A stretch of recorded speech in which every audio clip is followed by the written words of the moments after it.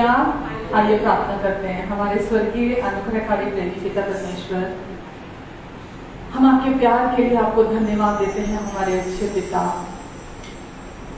धन्यवाद देते हैं हमारे अच्छे पिता कि अब कोई भी कुछ भी हमें आपके प्यार से अलग नहीं कर सकता।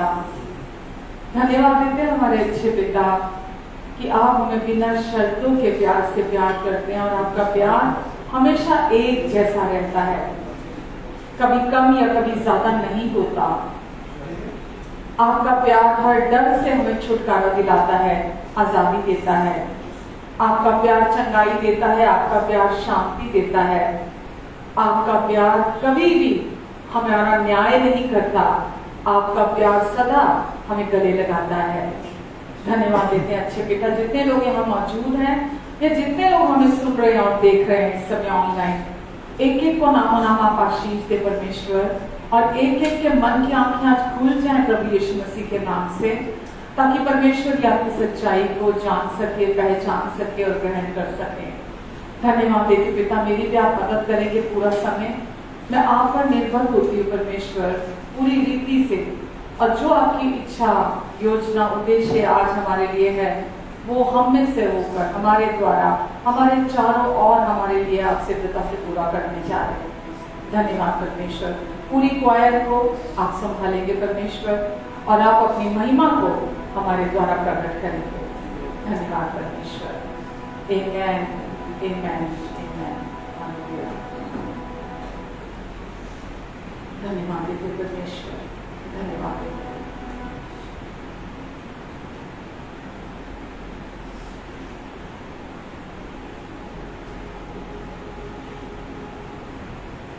यीशु मेरे नाल नाल है, डरी ना हो मैनू बस कहदा है। यीशु मेरे नाल नाल है, डरी ना हो मैनू बस कहदा है। मैं क्यों डरा, मैं क्यों डरा। मेरा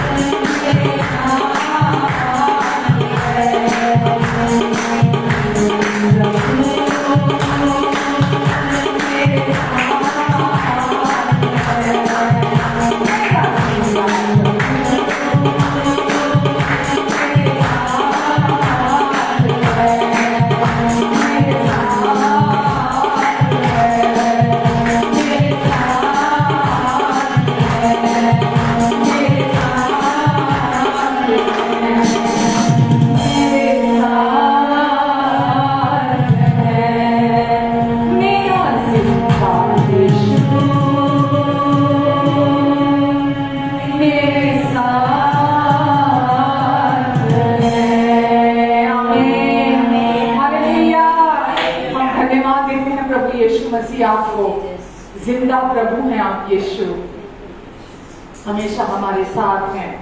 जहां कोई रास्ता नहीं, हमारे लिए वहां आप रास्ता निकालते हैं प्रभु। हमें अपनी जय में चलाते हैं यीशु, आप हमारे जीवन में आशा को लेकर आते हैं प्रभु। आप हम धन्यवाद देते प्रभु, हमारे लिए आपकी योजनाएं सदा हमारे भलाई की रहती हैं प्रभु। हम आपको धन्यवाद देते हैं यीशु, आपने हर डर से हमें छुटकारा दिलाया, हमें आजादी दिलाई है प्रभु। हम दिल की गहराइयों से आपको धन्यवाद देते हैं। आज हम डर के गुलाम नहीं है, आज हम परमेश्वर की संतान हैं। सब मुंह खोल के कहिए, अब मैं डर का भय का गुलाम नहीं हूँ, अब मैं परमेश्वर की संतान हूँ, उनकी प्रिय संतान हूँ। परमेश्वर मुझे अपने पूरे दिल से प्यार करते हैं, मुझे पसंद करते हैं। उनकी दृष्टि में मैं बहुमूल्य हूँ, मैं सब कुछ हूँ। आमेन, हालेलुया। धन्यवाद देते प्रभु, आपको धन्यवाद देते यीशु, धन्यवाद देते प्रभु जी। माँ की कोख से तूने चुन लिया,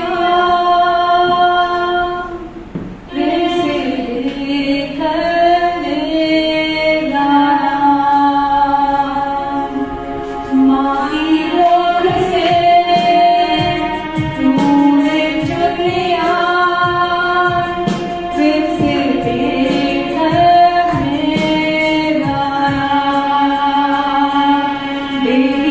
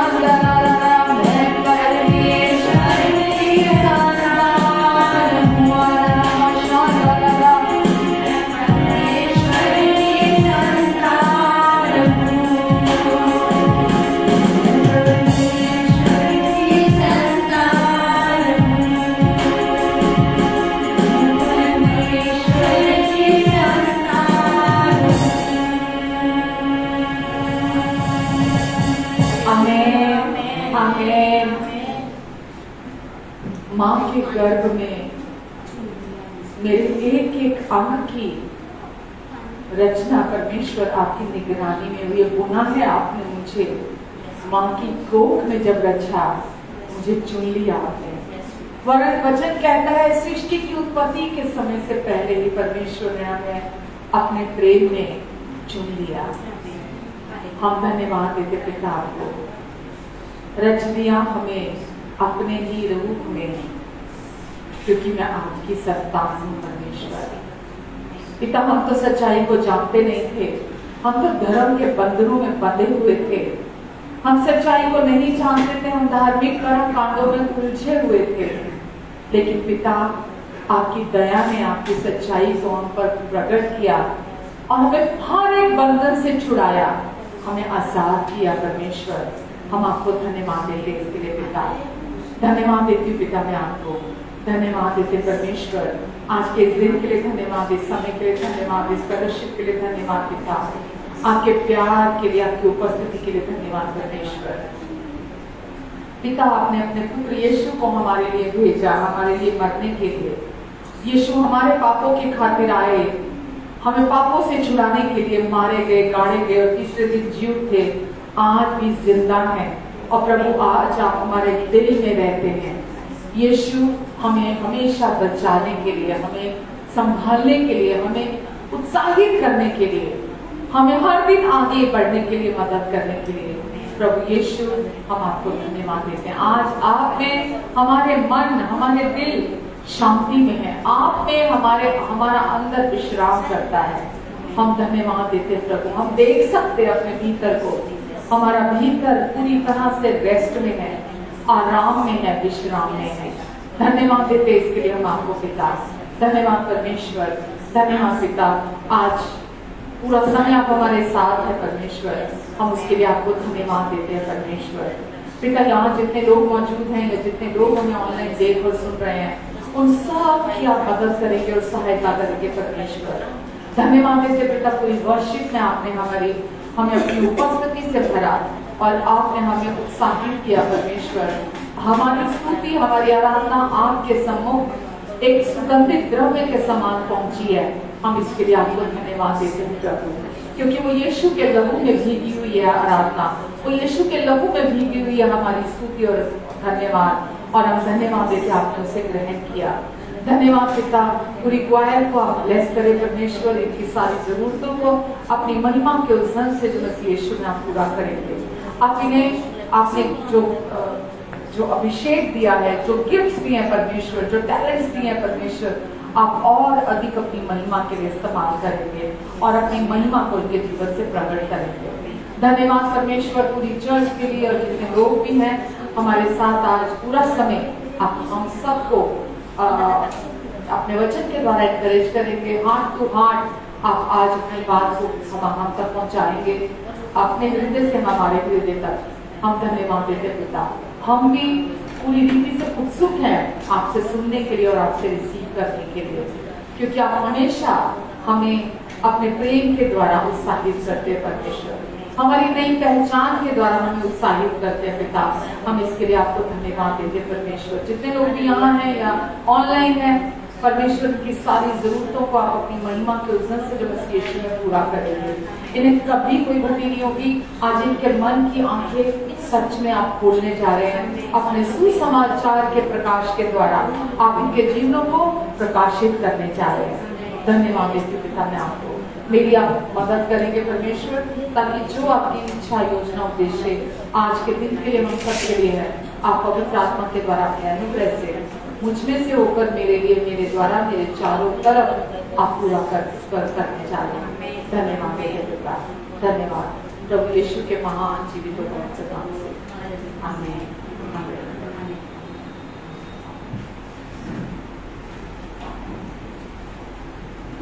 हालेलुया, हालेलुया।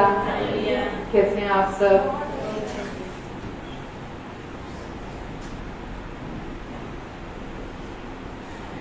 कैसे हैं सब?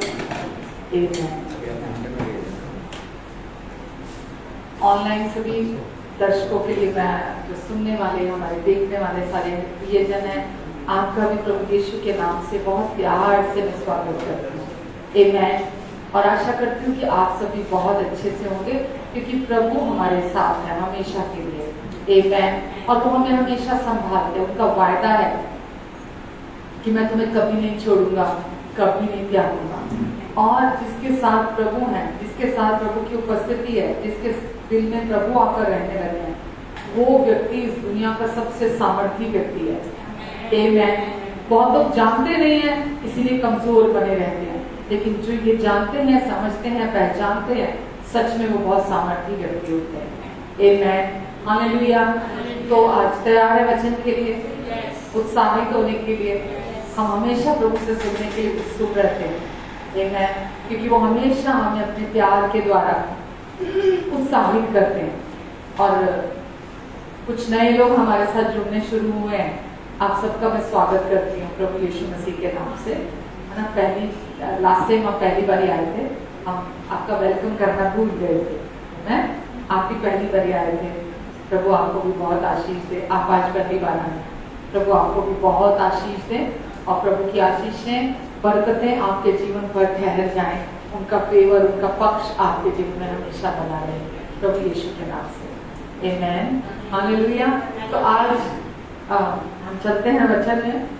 प्रभु ने जो हमारे लिए विशेष वचन रखा है, हम प्रभु से उसे रिसीव करते हैं।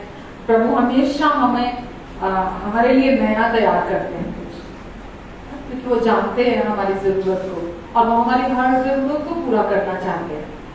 आमीन। और आज भी उन्होंने जो आपके लिए खाना तैयार किया है, मैं विश्वास करती हूँ कि वो खाना आपको तृप्त करेगा। आमीन।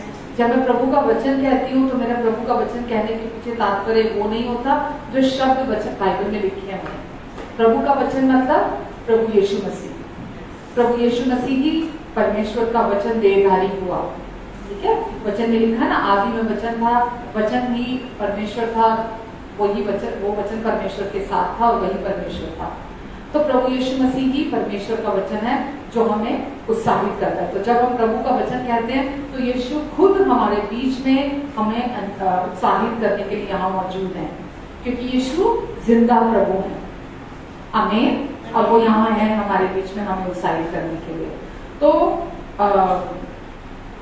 मैं बहुत शुक्रगुजार हूँ परमेश्वर का कि यीशु के शरीर में परमेश्वर आए, देहधारी हुए, और परमेश्वर ने आकर अपनी महिमा को हमारे जीवन में प्रकट किया। और यीशु पूरी सामर्थ के साथ इस धरती पर आए परमेश्वर के उद्देश्य को पूरा करने के लिए। आप सबको पता है कि परमेश्वर का क्या उद्देश्य था, जिसे पूरा करने के लिए परमेश्वर ने यीशु को भेजा। यीशु किसके लिए आए थे? हमारे लिए। ठीक है। और परमेश्वर का उद्देश्य क्या था जिसको यीशु पूरा करने के लिए आए थे?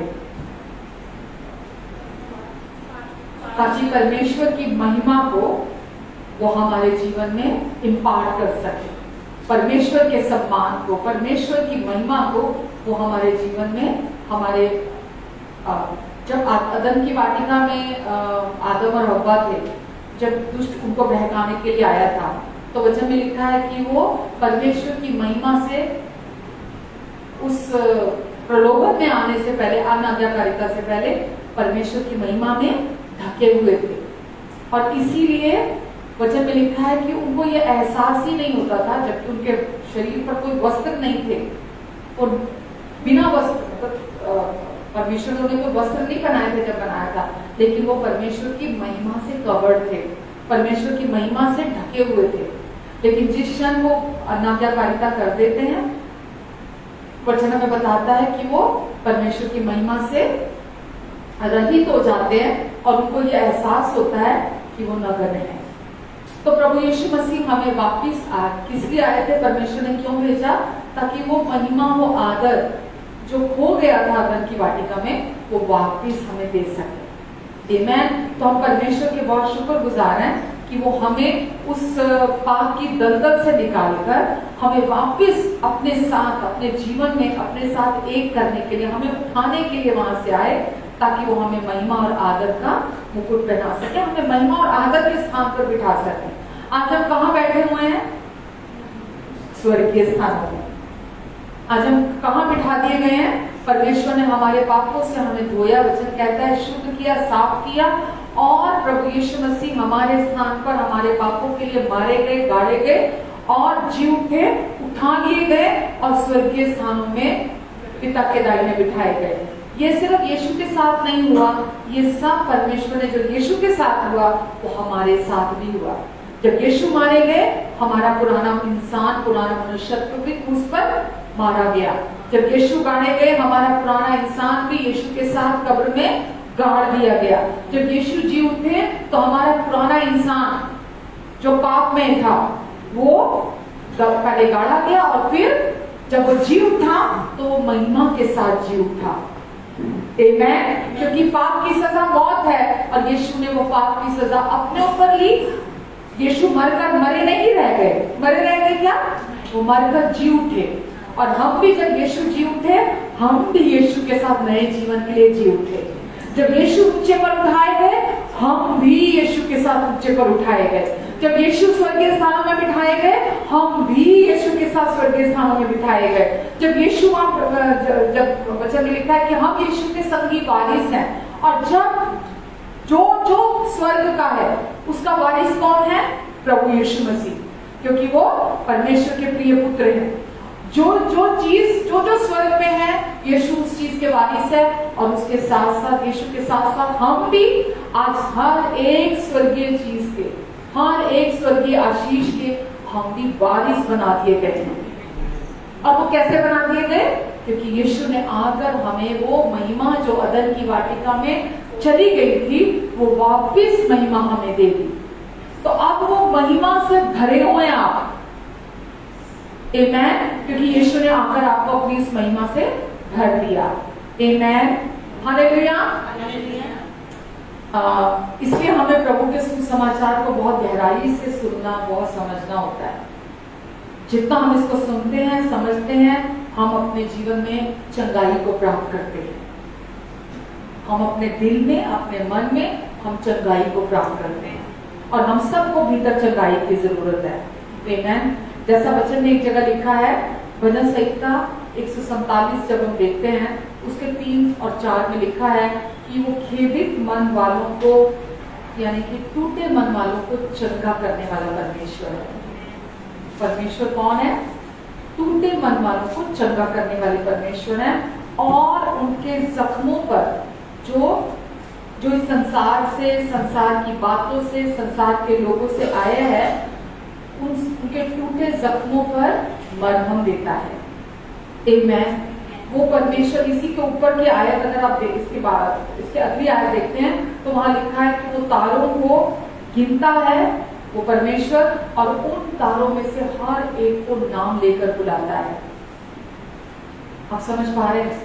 तो जो तारों को जिसने बनाया, जो तारों को की गिनती जानता है, जिसने हर एक तारे का नाम रखा है, वो परमेश्वर की हम बात कर रहे हैं। वो परमेश्वर आपको प्यार करते हैं। वो परमेश्वर ने यीशु को भेजा, किस लिए भेजा? ताकि आपके अंदर जो मन टूटा हुआ है, खेदित है, जख्मी है, आपके उस मन को चंगा कर दे। आमेन, हालेलुया। तो परमेश्वर अपने महान प्रेम के कारण अपने इकलौते बेटे को इस संसार में हमारे लिए भेजा उन्होंने, ताकि उसके द्वारा टूटे मन वालों को चंगाई दे सके।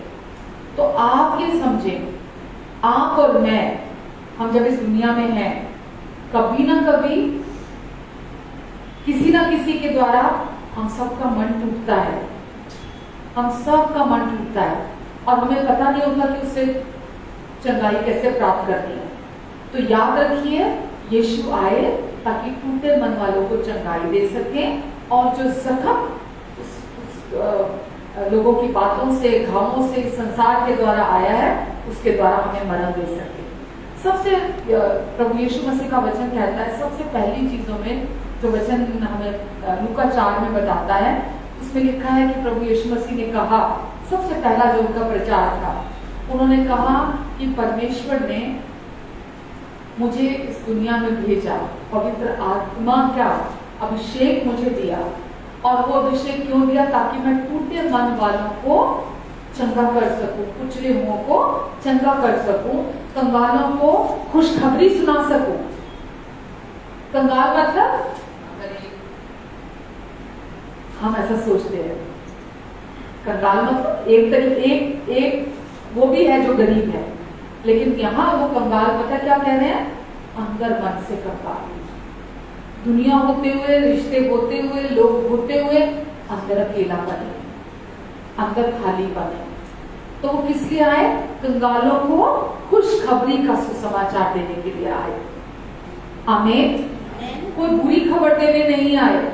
बुरी खबर तो ऑलरेडी बहुत है दुनिया में, संसार में कमी नहीं है। आप कहीं बैठ जाएं, किसी भी जगह चले जाएं, बुरी खबरें भरी हुई है। टीवी ऑन कर लें, अखबार खोल लें, आप बुरी खबरें भरी हुई है। तो बुरी खबरों की कमी नहीं है। उन सारी बुरी खबरों के बीच में प्रभु यीशु मसीह हमारे लिए खुशखबरी लेकर आए। और किसने भेजा प्रभु यीशु मसीह को? परमेश्वर ने अपने इकलौते प्रिय बेटे को भेजा, उसका अभिषेक किया, और उस अभिषेक के द्वारा वो जो भी व्यक्ति यीशु के नाम पर विश्वास करता है, परमेश्वर अंदर के सारे घावों को भरते हैं। जब वो सुनते हैं उस समाचार को, जब वो सुनते हैं उस खुशखबरी को, तो परमेश्वर टूटे मन वालों को चंगा करते हैं। आमीन। ये संसार टूटे दिल वालों से भरा हुआ है, मानते हैं? आप किसी के पास बैठ जाएं, अगला बंदा कहेगा मेरे से ज्यादा दुखी कोई नहीं है। किसी के साथ बैठ जाए, कोई भी कहीं पर भी आप बैठ जाए, बाहर से कितने भी उजले क्यों नहीं दिख रहे, पर हर व्यक्ति अंदर से टूटा हुआ पूरी तरीके से। और बाहर से सुंदर दिखते हैं, खूब दिखते हैं, पर अंदर से उनके दिल पूरी तरह से घायल है, जख्मी है उनके दिल। क्योंकि सब जगह दुनिया में लोग ही तो रहते हैं। अगर आप नीति वचन देखते हैं, नीति वचन के 14 से 13 में लिखा है कि उनकी हंसी के समय में भी उनके मन उदास रहते हैं। बाहर से तो हंसते हुए दिखते हैं, वो जबरदस्ती अपने आप को हंसाने की कोशिश करते हैं, चुटकुले सुनाकर, है ना, टीवी चलाकर उसमें हंसी के कॉमेडी के प्रोग्राम देखकर, है ना, या कहीं पर भी कुछ भी पार्टियां करके वो हंसने की कोशिश करते हैं बाहर से, लेकिन वचन में लिखा है उनके मन अंदर से फिर भी उदास रहते हैं। क्यों रहते हैं? क्योंकि टूटे हुए हैं दिल, जख्मी है अंदर, घायल है, लोगों से जख्म मिले हुए अंदर, इसीलिए वो बाहर से तो हंसते हैं। वचन में लिखा है उनकी हंसी के समय में भी उनके मन उदास रहते हैं, और वो हमेशा उस उदासी को ढकने की कोशिश करते हैं बाहरी चीजों से, बाहरी खुशियों से, बाहरी हंसी मजाक से। वो मतलब अलग अलग तरीकों से कोशिश करते हैं। पर आप क्या जानते हैं इस दिल को कौन चंगा कर सकता है? जिसने इस दिल को बनाया। हम नहीं कर सकते, इंसान नहीं कर सकता, कोई भी इंसान कुछ भी कर ले। आप कितना योगा कर लें, मेडिटेशन कर लें, जो बोलते हैं ना ध्यान लगा के बैठ जाओ, घंटों घंटों ध्यान लगाओ, है ना, आप उससे कुछ हद तक आपको ये हेल्प हो जाएगी कि बहुत, क्योंकि आपने ध्यान लगा कर बैठे, आप चुप होकर बैठे, आपका मन कुछ हद तक थोड़ा शांत हो जाए। लेकिन आपके अंदर वो जो चोट है, घायल जो आपके अपनों से मिली है, बहुत बार तो अपनों से मिली होती है, माँ बाप से मिली होती है, बच्चों से मिली होती है, रिश्तों से मिली होती है, पड़ोसियों से मिली होती है, रिश्तेदार जो हमारे होते हैं उनसे मिली होती है ना, कहीं ना कहीं से हम मिला है। इस संसार के ज्ञान से मिली है, जो इस संसार का ज्ञान भरा पड़ा है उससे मिलती है चोटें हमें। जो आदत से चला आ रहा पाप है, जब तक उसका निवारण नहीं होता, वो हमारे दिल में चोटें लेकर आता है, वो पाप की वजह से आते हैं। तो ये संसार में चोटें भरी हुई हैं, लेकिन एक ही है जो हमें इनसे छुटकारा दिला सकता है, इस टूटे दिल से जो अंदर गुप्त में छिपे हुए हैं जख्म, प्रभु यीशु मसीह, और कोई नहीं दिला सकता। हालेलुया। जो शरीर में प्रकट हुआ और वो हमारे दिल में आना चाहता है और हमें अंदर से शांति देना चाहता है, आराम देना चाहता है, हमें अंदर से विश्राम देना चाहता है। जब यीशु हमारे दिल में आ जाते हैं तो वो हमें अंदर से आराम देते हैं, अंदर से शांति देते हैं। आमीन। हमारे दिल में मासूमियत को वापस लेकर आते हैं और हमारे मन में, शरीर में हम उसको देख सकते हैं। भले मैं अभी अपने अंदर मन को, शरीर को नहीं देख सकती, लेकिन मैं ये जानती हूँ कि मेरे अंदर अब जो इतने जख्म थे, इतनी चोटें थी, जो यीशु में आने से पहले दुनिया से मुझे मिली थी, यहाँ तक कि यीशु में आने के बाद भी जब तक आप पूरे सच को नहीं जानते हैं, लगातार आप वो चोटों से घायल होते रहते हैं। लेकिन जिस दिन आपको सच्चाई पता चलती है वचन की, प्रभु यीशु मसीह की सच्चाई पता लगती है, उनके प्यार की सच्चाई पता लगती है, वो आए थे, क्यों आए थे, है ना, वो आपके दिल को पूरी तरह से अच्छा कर सकते हैं। जब आपको ये सच्चाई पता चलती है, उस दिन आप पूरी रीति से अंदर से चंगे होने शुरू हो जाते हैं। आमेन, आमेन। और वो मासूमियत वापस आने लगती है। मासूमियत का उल्टा क्या मैं कहना चाहती हूँ, क्योंकि जब तक आप इस सच को नहीं जानते, मासूमियत का उल्टा आप अपनी योग्यता से परमेश्वर को खुश करने की कोशिश करते रहते हैं, या अपनी योग्यता से परमेश्वर का जीवन अपने अंदर उत्पन्न करने की कोशिश करते रहते हैं। क्या है परमेश्वर का जीवन? प्रेम, आनंद, शांति, धीरज, कृपा, भलाई, विश्वास, नम्रता, आत्म संयम। आप अपनी कोशिशों से उसको अपने जीवन में उत्पन्न करने की कोशिश करते रह जाते हैं। लेकिन जिस दिन आप सच्चाई से वाकिफ हो जाते हैं, आपके अंदर चंगाई आ जाती है, वो जो जख्म है, वो जो दिल तोड़ा है आपके अपनों ने, वो मासूमियत आपके अंदर वापस आ जाती है। मैं जो बातें कह रही हूँ आपको, मैं भली भांति जानती हूँ मैं ये क्या कह रही हूँ। आमीन। मैं भी आगे आपको क्लियर करूंगी। तो मैं सच में परमेश्वर की धन्यवादी हूँ, जो उन्होंने मुझे हर दिन हर पल अपने प्यार को अनुभव कराया है। और हम सबको उस प्यार को सिर्फ सुनने की नहीं, उसकी जानकारी प्राप्त करने की जरूरत नहीं है। उस प्यार को हर दिन अपने जीवन में अनुभव करने की जरूरत है। जैसा आप हर दिन अपने पति का प्यार अनुभव करना चाहते हैं ना, हर दिन अपनी पत्नी का प्यार अनुभव करना चाहते हैं, हर दिन आप ये भाव में जीना चाहते हैं, मेरे बच्चे मुझे बड़ा प्यार करते हैं, है ना, होता है ना ऐसा। हम ये भाव में जीना चाहते हैं, और ये सारे प्यार उस प्यार के सामने बहुत गौने हैं। जब आप उस प्यार को अनुभव करने लगते हैं अपने जीवन में, आप बहुत आगे निकल जाते हैं। फिर आप पति की तरह, पत्नी की तरह, बच्चों की तरह, रिश्तों की तरफ नहीं देखते प्यार के लिए। और मैं सच में परमेश्वर की बहुत धन्यवादी हूँ उस प्यार के लिए जो उन्होंने मुझे अनुभव कराया मेरे जीवन में। तो यीशु आए, मैं विश्वास करके मेरे दिल को चंगा करने के लिए, मुझे अंदर से पूरी तरीके से, जो मेरे अपनों ने मुझे ठोकरें दी थी, जो मेरे अपनों ने मुझे चोटें दी थी, जो मेरे अपनों ने मुझे सताया था, जो मेरे अपनों ने मेरा दिल दुखाया था, जो मेरे अपनों ने मेरा मतलब मुझे वैल्यू नहीं किया था। होता है ना, रिश्ते किस लिए होते हैं कि हम रिश्तों के मूल्य को जाने। आज बच्चे माँ बाप के मूल्य को नहीं जानते हैं क्या? आजकल के जो जनरेशन आ रही है, उनको बच्चों की कोई नहीं पड़ी हुई, उनको बच्चों से कुछ मतलब नहीं है, दोस्त को दोस्ती का मूल्य नहीं पता, है ना, किसी को किसी से कुछ पड़ी नहीं है, सबको अपनी पड़ी है। क्यों? क्योंकि अंदर चोट है, अंदर घायल है, और हर बंदा स्वार्थी है, वो अपने ही बारे में सोचता है कि मेरा क्या, मेरा क्या, मेरा क्या, मेरा क्या। वो अपने ही मतलब ही होता है, अपने बारे में सोचता है। तो प्रभु यीशु ने हमें, परमेश्वर ने प्रभु यीशु मसीह का अभिषेक किया, ताकि प्रभु यीशु मसीह को भेजा ताकि हमारे दिल चंगे हो जाए। आपको अपने दिल की जो ह्यूमन हार्ट है, जो अंदर का हमारा दिल है, उसकी एक विशेषता मैं आपको बताना चाहूंगी कि जो हमारा दिल है वो कभी भी दर्द को अनुभव करने के लिए नहीं रचा गया। परमेश्वर ने जो इंसान को दिल दिया है, वो इसलिए नहीं बनाया कि वो दर्द को अनुभव करे। आपके पिता ने आपके दिल को इसलिए नहीं बनाया कि आपके अंदर चोट आए, आपके अंदर जख्म आए, आपके अंदर दर्द आए। समझ रहे हैं आप? आपको ये बात, सच्चाई को पहले अपने लिए जानने की जरूरत है कि जितने भी चोटें, दर्द मेरे अंदर है, जो भी जख्म आए हैं, ये मेरे स्वर्गीय पिता की इच्छा नहीं है कि मेरे अंदर चोट हो, मेरा दिल दुखे, मेरा मेरा दिल इस इरादे से उन्होंने नहीं बनाया है।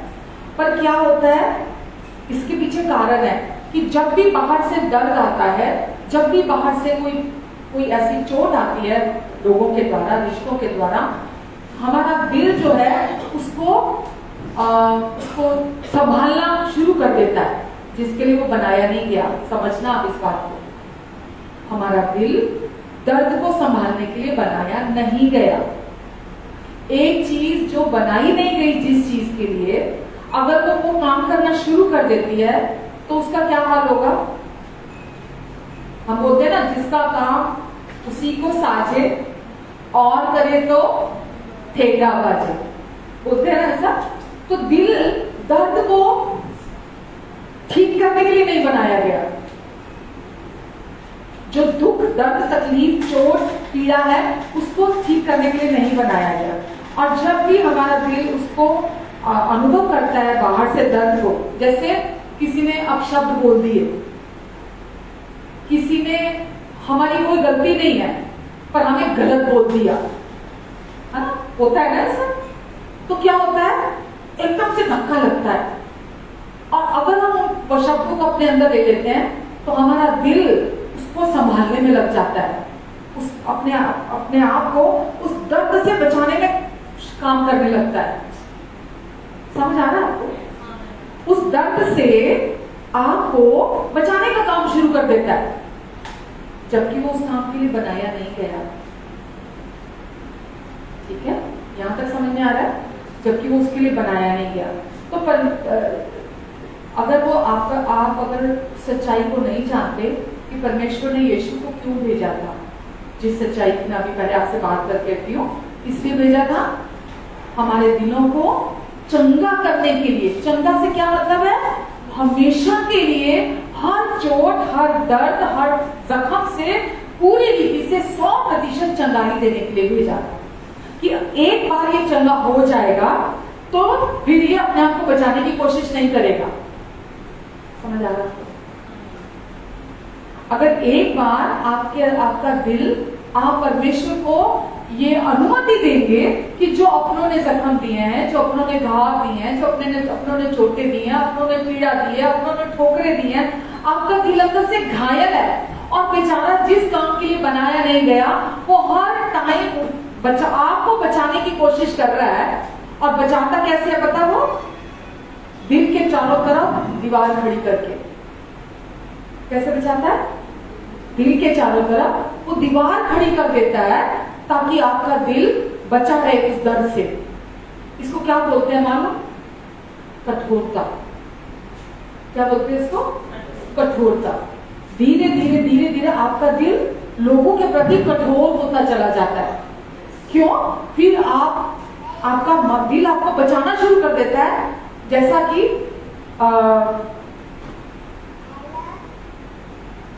आप लोगों से मिलना बंद कर देंगे, आप लोगों से रिश्ता रखना बंद कर देंगे, आप लोगों के करीब जहां जहां आपको चोट लगेगी आप वहां जाना बंद कर देंगे। होता है ना सर? आप उनके करीब जाना बंद कर देंगे। यहां तक कि पति पत्नी के रिश्ते में भी होता है, पता है आपको? पति पत्नी के रिश्ते में भी अगर पति बार बार छोड़ देता है पत्नी को, है ना, तो क्या होता है? पत्नी अब घर छोड़ के तो जा नहीं जा सकती ना। धीरे धीरे क्या होता है, दिल जिस काम के लिए नहीं बना और वो क्या करना शुरू कर देता है, वो आपको बचाना शुरू करता है। और कैसे बचाता है? आपके दिल के चारों तरफ एक दीवार खड़ी करना शुरू कर देता है और आप कठोर होना शुरू हो जाते हैं। कठोर क्यों करता है वो आपको? दीवार क्यों खड़ी करता है? कि अब आपकी भावनाओं में चोट ना लगे। समझ आ रहा है? ताकि आपकी भावनाओं तक वो बाहरी चोट ना पहुंचे। और वो किला, मैं अपनी बात करती हूँ, मैं जब तक यीशु में नहीं आई थी,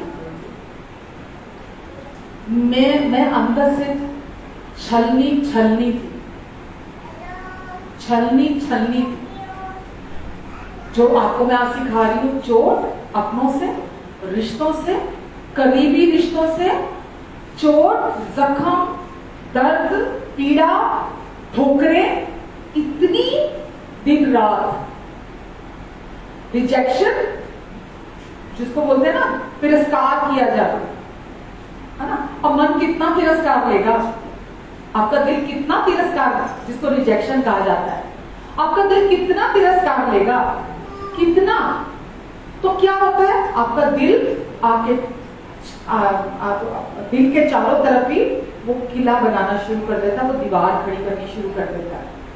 और मेरा एक समय ऐसा आया था, मैं क्योंकि आपको मैंने बताया ना 5 साल तक तनाव जिसको बोलते हैं, अवसाद, डिप्रेशन, मैं 5 साल तक डिप्रेशन में थी। क्यों थी? ये रिजेक्शन की वजह से, तिरस्कार मिलना, बार बार तिरस्कार मिलना, बार बार अपनों से चोटें मिलनी, बार बार पीड़ा, दर्द अंदर, जख्म, छलनी था अंदर से।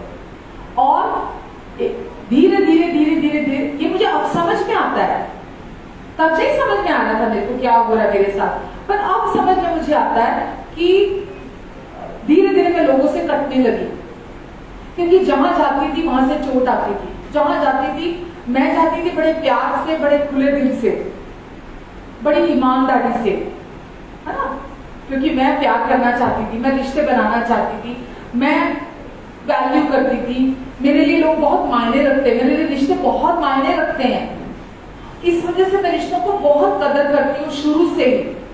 मुझे कुछ भी सहना पड़ जाए पर मैं रिश्ते बना के रखने में विश्वास रखती हूँ। तो उस वजह से मेरे को इतनी चोटें, और सामने वाला फॉर ग्रांटेड ले लेता था, ये अभी बात अलग है, तब की बात मैं कर रही हूँ। तो मेरे दिल के चारों तरफ दीवार खड़ी हो गई थी, और धीरे धीरे लोगों से मिलना बंद कर दिया, लोगों से बात करना बंद कर दिया, लोगों से कट गई मैं बहुत साल तक, मैं लोगों से नहीं मिली बहुत साल तक। मुझे लगता था, और मेरा मन मालूम है मुझे क्या कहने लगा था, चीख के पूरा दिन मेरा मन मुझे बोलता था, तू फेलियर है, तू फेलियर है, तू फेलियर है। फेलियर समझ में आता है? तू जिंदगी में फेल है, तेरी जिंदगी बेकार है, तेरी जिंदगी बेकार है, तेरी जिंदगी किसी काम की नहीं है, फेलियर, कुछ नहीं हो सकता तेरा। मेरा मन मुझे चीख के हर समय ये कहने लगा था। ये तो सच में परमेश्वर का धन्यवाद हो कि परमेश्वर ने यीशु को जिस वजह से भेजा, जिस काम के लिए भेजा यीशु को, मुझ तक उन्होंने यीशु का नाम पहुंचाया, मैंने यीशु का नाम सुना, परमेश्वर की सच्चाइयों को अपने लिए रिसीव किया, ग्रहण किया, और परमेश्वर ने मेरे दिल को चंगा करना शुरू किया। पता दिल जिस काम के लिए नहीं बनाना, अगर हमें सच्चाई नहीं पता प्रभु यीशु मसीह की, जिसको बोलते हैं ना 24 घंटे 7 दिन वो एक ही काम में बिजी रहने लगता है, आपको बचाने, आपकी रक्षा करने के लिए। तो सीख रहे हैं? जो भी आप अपने जीवन में अनुभव करते हैं ना, चीजें जो बहुत ही कैसे वो क्या बोलते हैं, जो आपके जीवन में डर लेकर आती हैं, आंतक लेकर आती हैं, या कुछ ऐसा है जो बर्दाश्त, किसी अपने को खो दिया है ना, उसका दुख, उसकी चोट, जब कोई अपना चला जाता है, सडनली चला जाता है, सडनली मृत्यु हो जाती है, एकदम से किसी की मृत्यु हो जाती है, मन तैयार नहीं होता उसके लिए, तो वो भी आपके अंदर दुख, पीड़ा, वर्णन से बाहर आपके अंदर लेकर आता है। तो आपका दिल जो है वो हर समय काम करता है बचाने के लिए। वो झूठ जो आपने संसार से सुने हैं, वो बातें जो आपने संसार से ली है, वो संसार के ज्ञान से आपके अंदर आई हैं, है ना, कि संसार के ज्ञान से मतलब कि आप अच्छे नहीं हैं, अगर आप में ये क्वालिटी नहीं है तो आप अच्छे नहीं हैं, अगर आप ऐसे नहीं हैं, अगर आप ऐसा नहीं करते तो आप अच्छे नहीं हैं, आप अच्छे इंसान नहीं है, अगर आप ये भले काम नहीं करते तो आप बुरे इंसान हैं, है ना। संसार के ज्ञान से, संसार की बातों से हमें पता चलता है, और हमारा दिल जो है उन चीजों से अंदर हील करने के लिए, हमारी हील नहीं करने के लिए, गलत वर्ड यूज कर दिया, हमें बचाने के, हमारी रक्षा करता रहता है। हालेलुया। और यीशु क्या करते हैं, वो आए हमारे अंदर पूरी रीति से हमें चंगाई देने के लिए, किससे, उस हर झूठ से जो हमें बोलता है कि जैसे मुझे वो झूठ था कि मैं फेलियर, मैं अपने जीवन में असफल हूँ, मेरे जीवन में मैं खत्म हो चुकी हूँ। मुझे उस झूठ से, जो मैंने दुनिया की बातों से, दुनिया के रिजेक्शन से, जो दुनिया ने मेरा तिरस्कार किया था, जो बातें दुनिया ने मेरे लिए बोली थी, जो लोगों ने बोली थी, जो रिश्तों ने मेरे लिए बोली थी, जो बातें, उन सब से मुझे चंगाई देने के लिए आए थे। हालेलुया। और यीशु ने आकर उस हर दर्द से मुझे छुटकारा दिलाया जो मुझे संसार से मिला था। आपका दिल आपको बचाने की कोशिश करता है, पर आपका दिल आपको कभी भी चंगा नहीं कर सकता।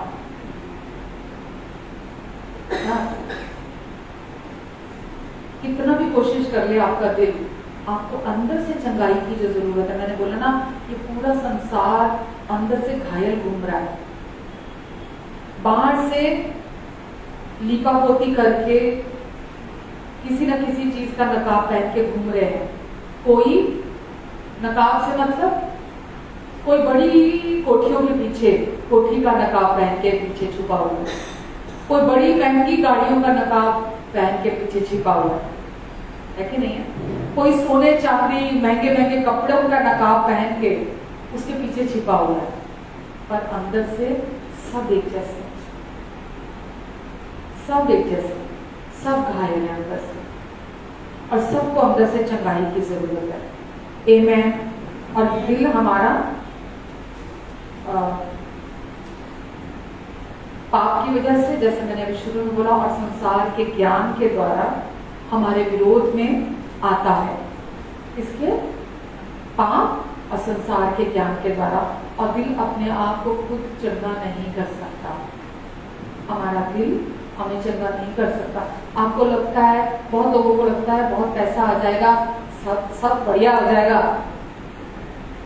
घर बन जाएगा अपना, सब बहुत बढ़िया हो जाएगा, बैंक बैलेंस खूब मोटा हो जाएगा, सब बढ़िया हो जाएगा, मेरे पास इतना सोना हो जाएगा, चांदी हीरा हो जाएगा, बहुत बढ़िया हो जाएगा। आपको लगता है कि जो लोग इतनी मोटी मोटी सोने की माला, इतने बड़ी बड़ी अंगूठियां, इतने बड़े बड़े ब्रेसलेट पहने हुए घूम रहे होते हैं, हमें लगता है अरे इतना सोना पहना हुआ है, बाप रे, क्या मेरे पास कभी होगा?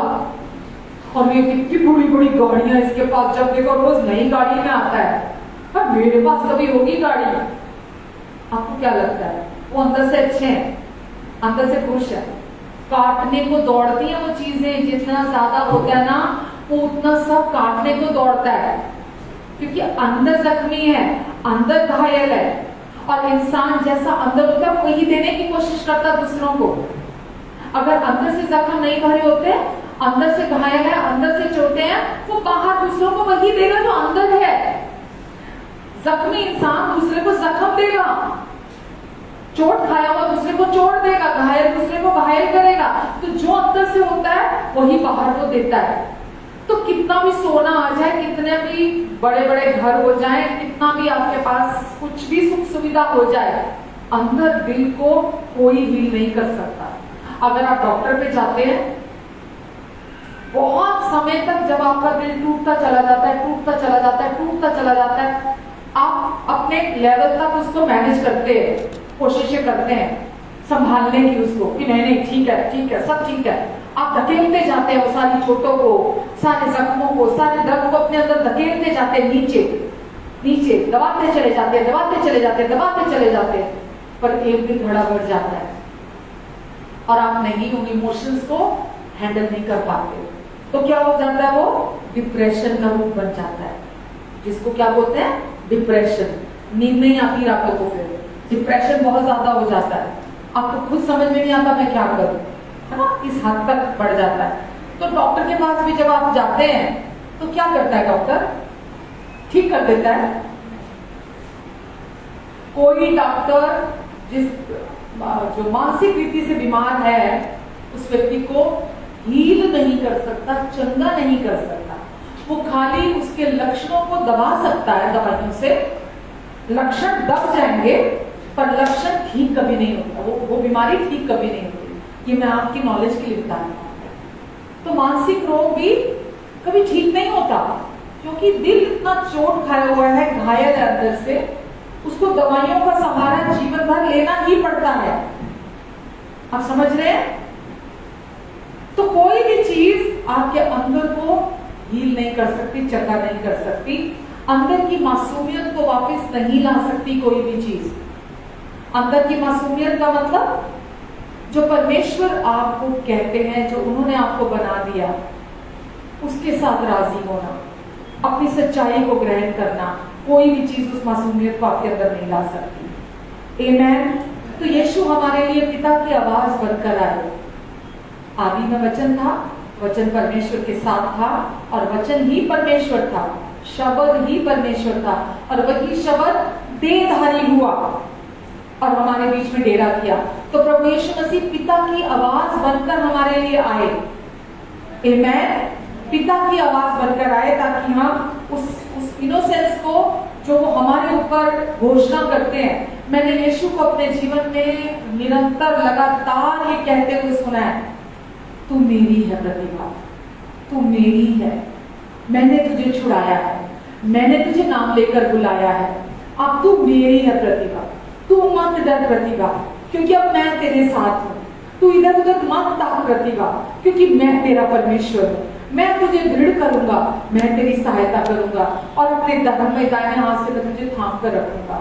बार बार मैंने उनको कहते सुना है कि प्रतिभा तू बहुमूल्य है, प्रतिभा तुझमें कोई कमी नहीं है, तुझमें कोई घटी नहीं है, प्रतिभा तू हर तरफ से सुंदर है।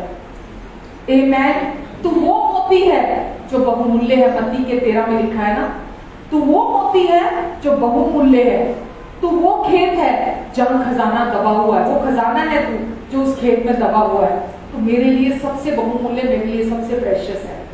यीशु पिता की आवाज है जो मेरे पास आए मुझे बताने के लिए कि मैं कौन हूं।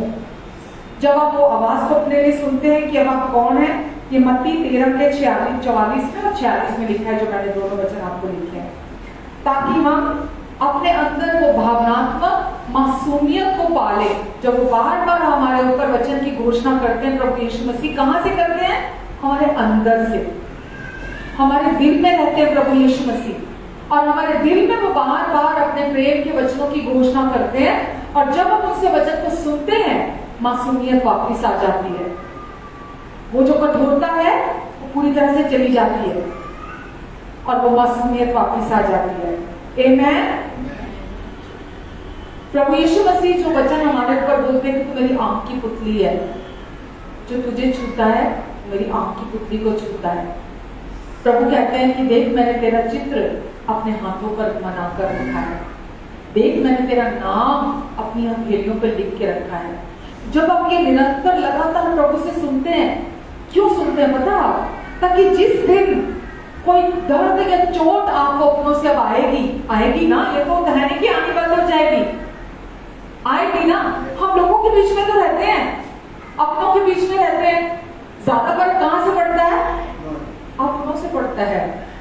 तो प्रभु से जब आप लगातार अपने लिए सुनते हैं ना कि तू मेरी आंख की पुतली है, मैंने देख तेरा नाम अपनी हथेलियों पर लिख के रखा है, देख मैंने तेरा चित्र अपने हाथों पे बनाकर रखा है, तू मेरी है, प्रतिभा तू मेरी प्रिया है, तू हर तरफ से सुंदर है, तुझमें कोई कमी कोई घटी नहीं है।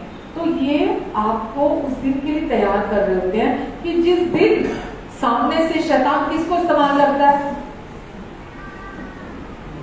इतना आसान सवाल है, अपनों को। तो जिस दिन कोई आपको आपका अपना कोई उठ के कहेगा, कोई अपशब्द, कोई बुरे शब्द, है ना, लोग तो बहुत फैमिलीज में अब्यूज करते हैं, गंदी गंदी गाली देते हैं, उस दिन आपको अंदर से पता होगा मैं ये नहीं है, तो वो मुझे मेरा यीशु मुझे रोज कहता है मैं ये नहीं। आप वो शब्द सुनकर लेके नहीं अपने अंदर, अब आप अंदर भरे हुए उन वचनों से जो यीशु आपको निरंतर आपके अंदर बोल रहे हैं। आमेन। वचन में लिखा है ना, प्रेम वो नहीं जो हम परमेश्वर से करते हैं, प्रेम वो है जो उसने हमसे किया। तो परमेश्वर आपको प्यार करते हैं और निरंतर अपने प्रेम के द्वारा आपको हर समय एनकरेज कर रहे हैं। तो जब भी कोई दर्द या पीड़ा के शब्द कोई सामने से आएंगे, वचन में लिखा है ना, शैतान अभी भी उड़ते और जलते तीरों को हमारे ऊपर फेंकने की कोशिश करता है। क्यों? क्या नहीं, कहां निशाना लगाता है वो? दिल।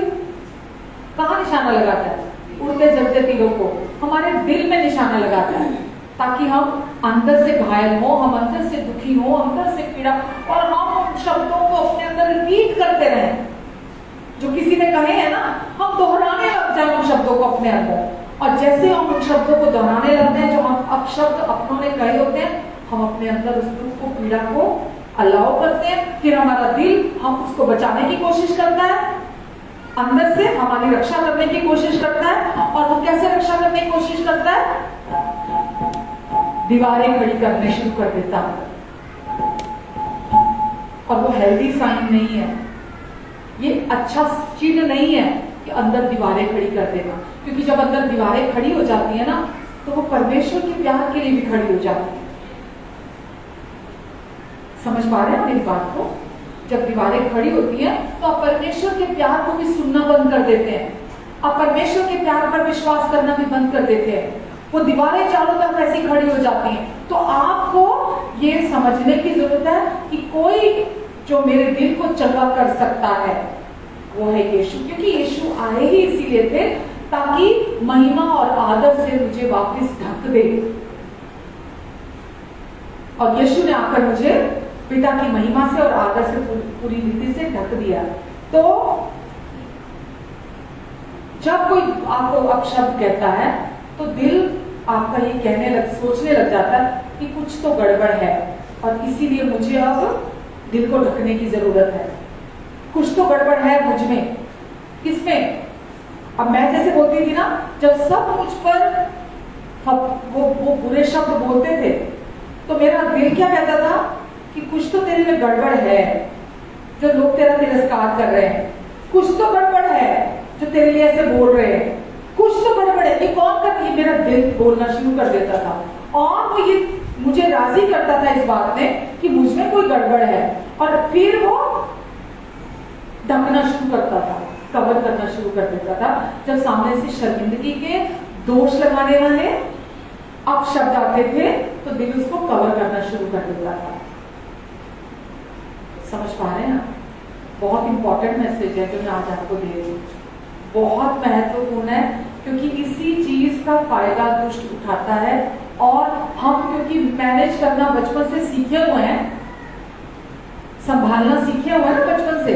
मर थोड़ा जाते हैं, को गाली देता है तो कोई अपशब्द कहता है, मर थोड़ा जाते हैं। हमारे दिल को मैनेज करने की आदत पड़ जाती है, हमारे दिल को उससे रक्षा करने की आदत पड़ जाती है, जबकि वो वैसा डिजाइन नहीं किया गया, वो वैसा नहीं रचा गया। परमेश्वर ने दिल को इसलिए नहीं बनाया कि दिल अपने आप को खुद संभालना सीख जाए, पर क्योंकि बचपन से उसको आदत पड़ी हुई है संभालने की, इसीलिए हम वो अपना काम लगातार 24 घंटे कर रहा है। और वो हमसे बार बार क्या कहता है, देख तुझमें कुछ गड़बड़ है, देख तुझमें कुछ गड़बड़ है, और इसीलिए अब अंदर संभालने की जरूरत है। आमेन। लेकिन जब वो मासूमियत आपके अंदर जन्म लेती है, जब आप यीशु के प्यार पर, परमेश्वर के वचन पर, जो कि खुद यीशु है, मैं लिखे हुए वचन की बात नहीं कर रही हूँ, ठीक है, यीशु खुद आपके अंदर हैं।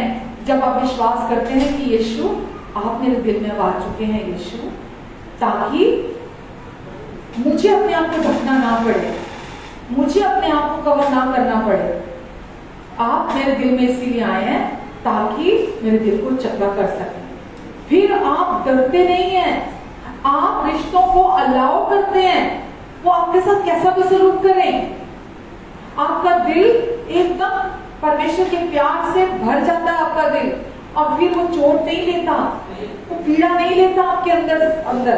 समझ पा रहे हैं आप? क्योंकि अब आपको उनके प्यार की समझ आ गई है, और वो आपके दिल के तरफ चारों तरफ दीवारें खड़ी नहीं करता। आमेन। और वो मासूमियत जब आपके अंदर आती है तो वो दीवार जो दुख की, पीड़ा की से रक्षा करने के लिए बनाई गई है, वो गिराई जा सकती है। जब तक आप परमेश्वर के कहे हुए वचनों पर विश्वास नहीं करते, वो दीवार नहीं गिर सकती। जो व्यक्ति डिप्रेशन में भी चले जाते हैं ना। वचन में लिखा है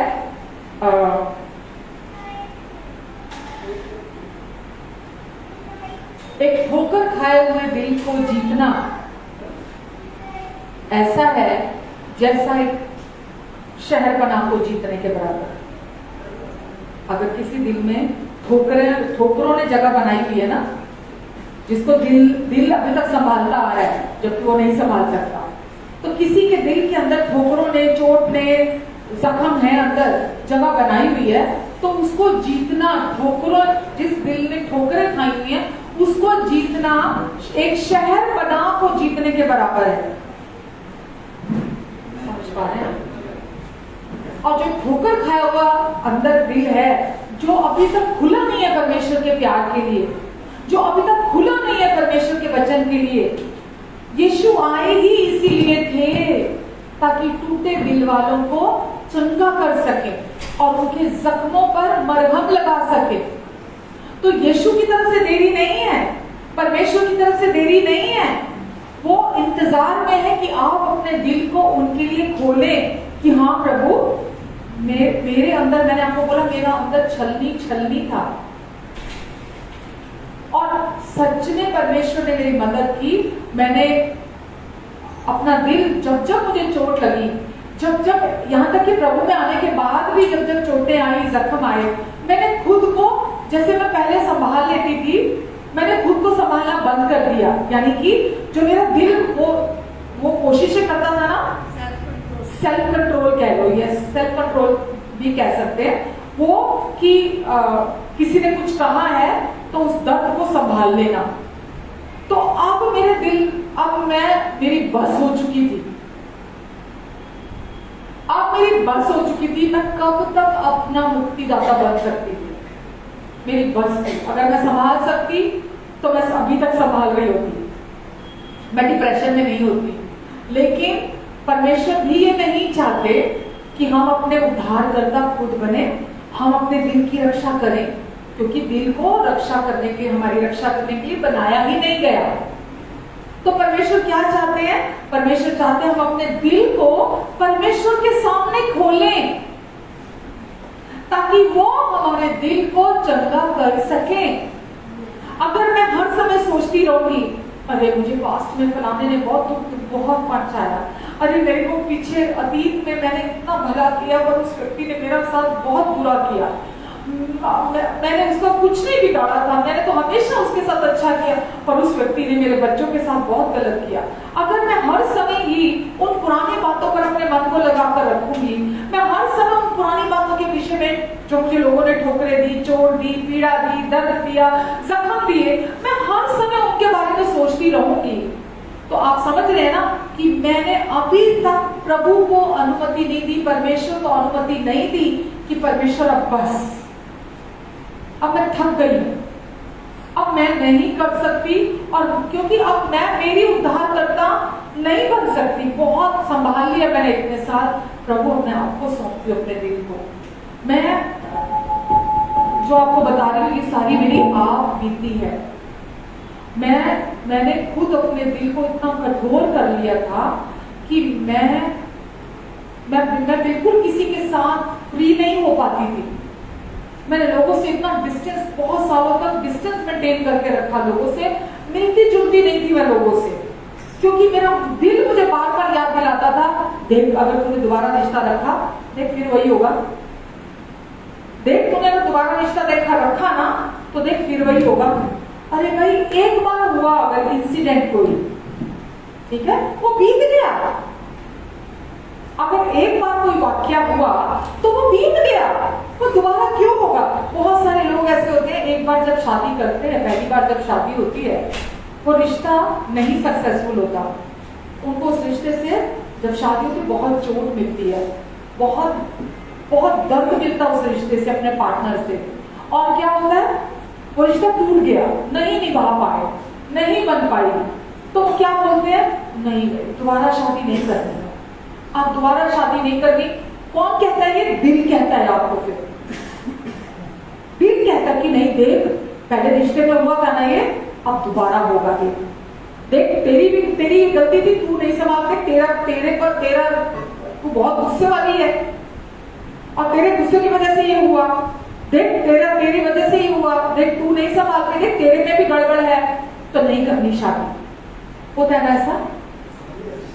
लेकिन वो एक वाक्या, एक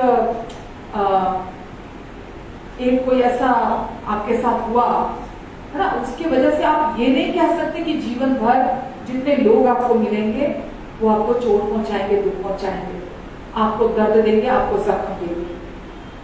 तो आपको उसके लिए बहुत सारे लोग मैं देखती हूँ, जैसे पहली शादी में उनको दुख मिला, चोट मिला, जख्म मिला, है ना, सक्सेसफुल नहीं हुई, वो दोबारा से फट से दोबारा शादी कर लेते हैं।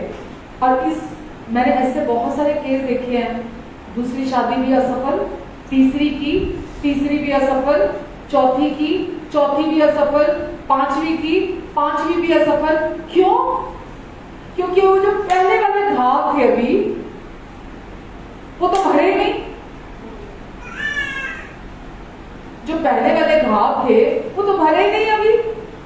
जब तक, मैंने आपको क्या बोला, कोई इंसान, कोई डॉक्टर, कोई मेडिसिन या आपका शरीर ऐसा डिजाइन ही नहीं किया गया जो आपके दिल को हील कर सके, चंगाई दे सके। वो हील होने के लिए आपको परमेश्वर को अनुमति देनी पड़ेगी कि परमेश्वर के सामने अपनी भावनाओं को खोलना पड़ेगा। आपको दुनिया की बात नहीं मैं कर रही, आपको परमेश्वर के सामने अपने दिल को खोलना पड़ेगा। जब तक आप उनको अनुमति नहीं देंगे कि वो भीतर आए, आपके अंदर आए, आपके भीतर आकर आपको हील करें, तब तक आपके अंदर हीलिंग नहीं आएगी। इसीलिए लोगों की पहली शादी भी असफल, दूसरी भी असफल, तीसरी भी असफल, चौथी भी असफल, और लोग उनको एक तो हंसी का कारण करते हैं, मजाक का कारण करते हैं, और वो खुद भी अपने आप को दोषी मानते रहते हैं, और जिंदगी ऐसे ही खत्म हो जाती है। पर अंदर की चंगाई सबसे पहले नंबर पर चाहिए। शादी इंपॉर्टेंट नहीं है, पर पहले आप अंदर चंगाई रिसीव करें, प्रभु यीशु मसीह के प्यार को अपने अंदर रिसीव करें, उनकी माफी को अपने अंदर ग्रहण करें, अपने आप को अपनी कमियों के साथ स्वीकार करें, अपने आप को माफ करें, अपने आप को प्यार करें। अगर एक शादी या एक रिश्ता असफल हो गया तो इसका मतलब ये नहीं है कि बार बार होगा, पर हाँ उसके बीच में आपको उस दोबारा मतलब रीसेटल करने आना, रीमैनेज करनी है आपको, तो आपको उसके लिए पहले परमेश्वर के पास जाना होगा, अपने अंदर हीलिंग को रिसीव करना होगा, और आपको परमेश्वर को चंगाई के लिए मदद मांगनी होगी कि परमेश्वर आप मेरे दिल में आओ। मैंने अभी आपको बोला, यीशु पिता की आवाज है जो इस धरती पर देहधारी होकर आए, और किस मकसद से आए? ताकि हमें अपने आप को ढकना ना पड़े, कोई नकाब ना पहनना पड़े, हम आजादी के साथ जीवन जी सके, हम पूरी स्वतंत्रता के साथ जीवन जी सके, हम किसी डर से जिंदगी ना जिए, हम शर्मिंदगी में जीवन ना जिए, हम गलानी में जीवन ना जिए, हम आजादी के साथ खुलनेस के साथ जिंदगी जिए, एक भी नकाब हमारे ऊपर ना हो। और मैं धन्यवाद देती हूँ परमेश्वर का, कोई नकाब वो रहने नहीं देते। आमेन। मनुष्य का डर जिंदगी से चला जाता है, और वो नकाब जिसके पीछे हम छुपते हैं, हम लोगों को अपनी झूठी छवि दिखाते हैं, ठीक है, सच्ची पहचान में आप चलने लगते हैं जो परमेश्वर ने आपको प्रभु यीशु मसीह में दी है। यीशु जब क्रूस पर गए थे तो लोगों ने, वचन में लिखा है, यीशु के मुंह पर थूका, गालियां दी, यीशु की दाढ़ी नोची, है ना, जब वो सेवकाई कर रहे थे उन पर पत्थरवाह किया गया, है ना, लोगों ने अपशब्द कहे, पर यीशु ने किसी एक भी अगर चीज को अपने अंदर जगह दी होती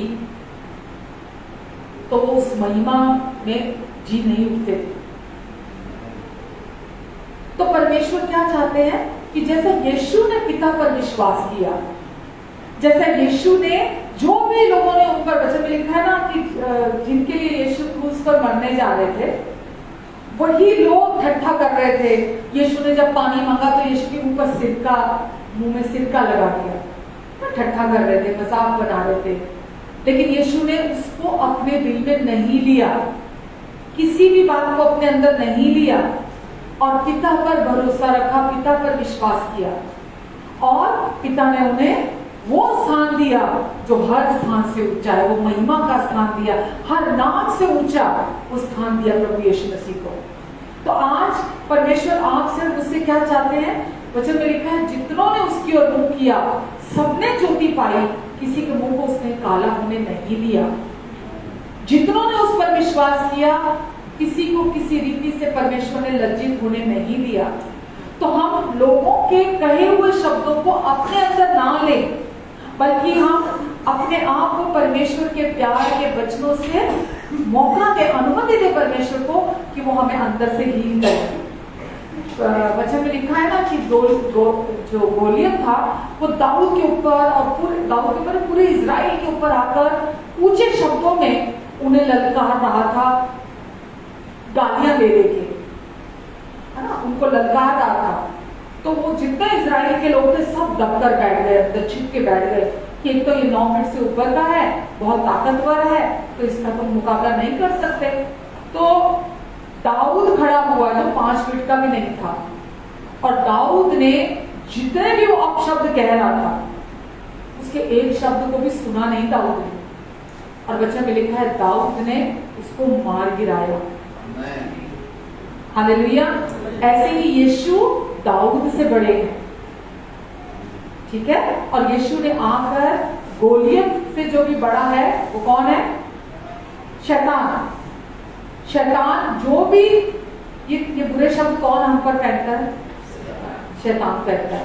तो जैसे गोलियत ने दाऊद ने गोलियत को मार गिराया, ऐसे ही प्रभु यीशु मसीह ने शैतान को मार गिराया। और उसकी आज भी जो भी, क्योंकि दुष्ट क्या है उसके पास? केवल उसके झूठे आरोप लगाने वाले शब्द। तो आज वो उन झूठे आरोप लगाने वाले शब्दों से हमें बचाना चाहते हैं। कैसे बचाते हैं वो हमें? अपने प्रेम के वचनों के द्वारा। वो हमारे दिल में हमेशा हमसे बात करना चाहते हैं, और कोई दूसरा रास्ता नहीं है। एक बार आपके दिल में आपने परमेश्वर को अनुमति देनी शुरू कर दी, वो जो घाव, पुराने घाव आपके अपनों से आए हैं, आप अपने भावनाओं को जब परमेश्वर के सामने खोल देते हैं, वो आपको अंदर से पूरी तरह से चंगा कर देते हैं और मरहम लगाता है उनका प्यार हर एक घाव पर, और आपको पूरी तरह से नया कर देते हैं अंदर से। और मासूमियत, वापिस कठोरता सारी चली जाती है। वो जो दीवारें हमने खड़ी करी थी अपने दिल, हमारे दिल ने खड़ी करी थी अपने चारों तरफ, वो पूरी तरह से गिर जाती है और मासूमियत वापस आ जाती है।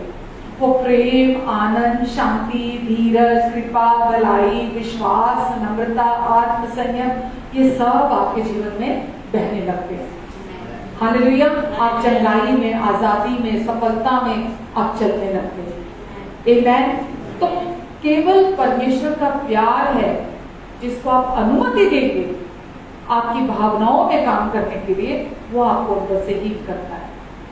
नहीं तो ऐसी उद्धार तो आपका हो चुका है, स्वर्ग तो आप पक्का जाएंगे ही जाएंगे। जिसने यीशु पर विश्वास किया, वचन कहता है उसका उद्धार परमेश्वर ने करा दिया, और वो एक बार जिसका उद्धार हो गया उसका हमेशा के लिए उद्धार हो गया। लेकिन जो हमारा इस धरती पर का सफर है ना, वो वचन में लिखा है ज्ञान ना होने के कारण परमेश्वर के लोग बीमारियां, कंगाली, गरीबी, डिप्रेशन, है ना, इन सब चीजों में चलते चले जाते हैं।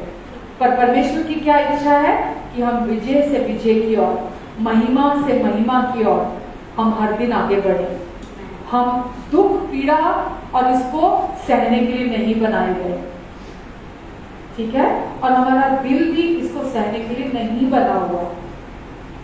तो परमेश्वर नहीं चाहते आप उसको सहें, बल्कि परमेश्वर क्या चाहते हैं? आप उन पर भरोसा रखें, बिल्कुल वैसे जैसे यीशु ने भरोसा किया। और जब वो आपके दिल को हील कर देंगे, आपका पार्टनर कितना भी खराब क्यों ना हो, आपके रिश्ते कितने भी खराब क्यों ना हो, परमेश्वर आपको अपनी बुद्धि देंगे, आपको अपनी सामर्थ्य देंगे। जब आप उन पर भरोसा करेंगे, आपको बुद्धि देंगे, सामर्थ्य देंगे, आपके पास से भी जो बीते कल की चीजें उससे भी हील करेंगे आपको, पूरी तरह से चंगाई देंगे। और आगे आने वाले समय में भी जब ऐसे लोग आपकी जिंदगी में हैं जो छूट नहीं सकते, देखो बाहरी लोगों को तो आप छोड़ के भाग सकते, छोड़ देंगे, ये पड़ोसी अच्छा नहीं, ये दोस्त अच्छा नहीं, ये नौकरी अच्छी नहीं है ना, ये चर्च अच्छी नहीं, अब लोगों को तो छोड़ के चले जाएंगे जो संसार के हैं, ये बाहरी तौर पर है। लेकिन जो परिवार के लोग हैं उनको तो छोड़ के जाना मुमकिन नहीं है ना, कहाँ चले जाए उनको छोड़ के, नहीं जा सकते ना। तो उन रिश्तों के साथ तो उनको रहना है ना, तो उसको उन रिश्तों के साथ अच्छे से, प्यार से, आनंद के साथ, सफलता के साथ रहने के लिए आपको परमेश्वर को अपने दिल के भीतर वेलकम करना पड़ेगा कि परमेश्वर आप मेरे दिल में आइए। और परमेश्वर ये जो सारा पुराने चोटें हैं, पुराने घाव हैं, पुराने जख्म है, परमेश्वर आपने यीशु को इसीलिए तो भेजा ताकि मेरे सारे जख्मों को भर सके, मेरे टूटे दिल को आप चंगाई दे सके। परमेश्वर आप आइए। जितने प्रेम पे वर्शिप के सॉन्ग्स हैं, आराधना के गीत हैं, आप उनको सुनिए। जितने प्रेम पर वचन हैं आप उनको सुनिए। जो मैंने क्या बोला आपको, यीशु पिता की आवाज है। और बाइबल में बताती है जब हम चर्च में आते हैं ना, हमारे ऊपर परमेश्वर अपने वचनों को बोलते हैं। ठीक है, परमेश्वर की आवाज कैसी है? जैसे गोलियत चिल्ला रहा था। हाँ, बहुत लोग सोचते हैं जैसे गोलियत चिल्ला रहा था ना, जोर जोर से गुस्से में ललकार रहा था। बहुत लोग तो पुलपिट पे ऐसे ही जोर जोर से बोलते, चीखते, चिल्लाते, ललकारते। वो यीशु की आवाज है? वो यीशु की आवाज नहीं है जो जोर जोर से चिल्ला रही है, दोष लगा रही है ना, आपको शर्मिंदा कर रही है। वो यीशु की आवाज नहीं है। यीशु की आवाज क्या कहती है कि तुम में कोई गड़बड़ नहीं है, तुम में कोई घटी नहीं है, तुम हर तरफ से सुंदर हो, तुम्हारा आत्मा, प्राण, शरीर, तुम सब तरफ से सुंदर हो। अब मैंने तुम्हारे जीवन को संभाल लिया है। अब तुम अंदर से तुमको अपने जीवन को संभालने की जरूरत नहीं है। जब तक आप खुद अपने अंदर से संभालते रहते हैं, मृत्यु को अनुभव करते हैं। लेकिन जब यीशु को आप अनुमति देते हैं, आप सच में जीवन और आजादी में चलते हैं।